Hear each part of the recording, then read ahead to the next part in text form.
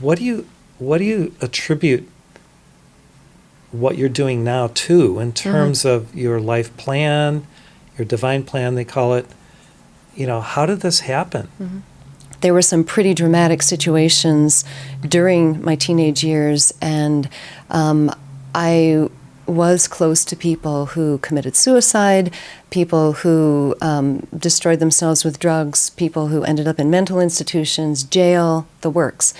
And what I started to see was that there were things that were deeper than physical, that you could fix someone's broken arm, maybe you could help them with a chronic disease, but there were things that went deeper. And so I made the decision fairly young that I would try to find how to connect to that energy, where was God and how could that be brought into situations.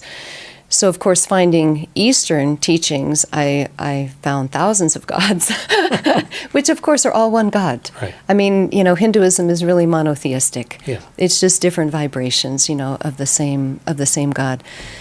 So that was where it started. And then, when I discovered kirtan and when I discovered Eastern music, I don't have a specific memory of a past life that's associated with that. I do remember several past lives of my own.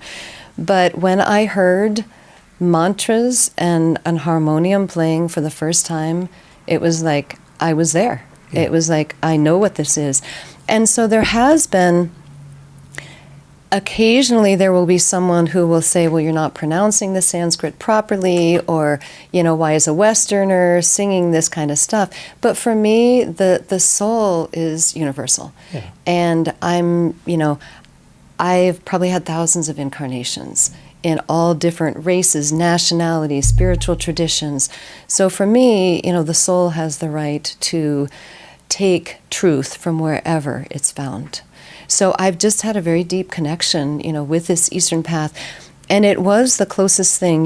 What I have studied the most is using the mantras for healing. And that's why I'm interested in the meridians and acupuncture, like exactly where does the sound go, the chakras, like the seed syllables for each of the chakras.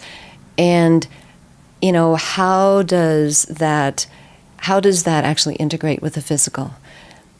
But as I said, healing the soul is really primary. And when there are situations, anything that my children have dealt with, long term or may deal with long term, then I just look at that the soul is the priority. And whatever is for the growth of the soul is going to be more significant than even healing the physical condition, if there's still something that the soul needs to learn from that condition, even if it's simple, even if it's just learning the disciplines of wholeness, learning the disciplines of diet or the disciplines of exercise. So I don't look at as a panacea. People will comment or contact me when they hear the mantras online. How many times do I have to do this mantra? Or what exact mantra do I need to do? And, the most healing mantra for myself, so the Medicine Buddha mantra I've used for my family and for situations that I'm aware of.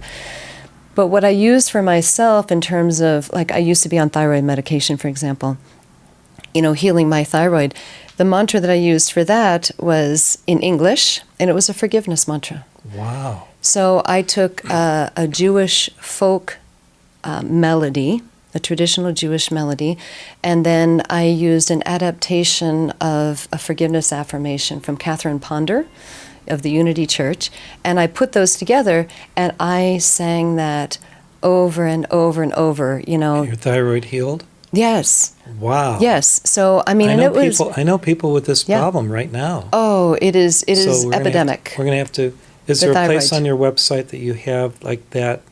Specifically? Yeah. Yeah, I think there's, I have a page that's on the throat chakra, and I have a video telling the story, of healing my thyroid. I'll have to share that with some people. But yeah, so that was really, working with forgiveness. And, that was years ago. I think the first time that I took a thyroid test and was in the normal range and had been unmedicated after 20 years of medication was during COVID. I went in and I had a sinus infection or something, and of course they were taking all of that very, very seriously at the time. So I said, so while you're at it, could you do a thyroid test? And that was the first time I'd had a normal thyroid test in probably 25 years. That is amazing. That's proof positive that your chanting works. Oh, that was Right. really a tremendous blessing. Yeah. And then I actually had a repeat just maybe a month ago or so. So it had been about 5 years. And so I thought, well, I'm getting nutritional testing done, why don't I do this again? And it was still in the normal range. Praise God. So I was very grateful to see that, because I don't tend to sleep as much as I should, Mm-hmm. and I don't tend to relax as much as I should. I think And so I thought, I was wondering, I wonder if I've pushed myself out of the normal. I wonder if I've stressed out my thyroid again.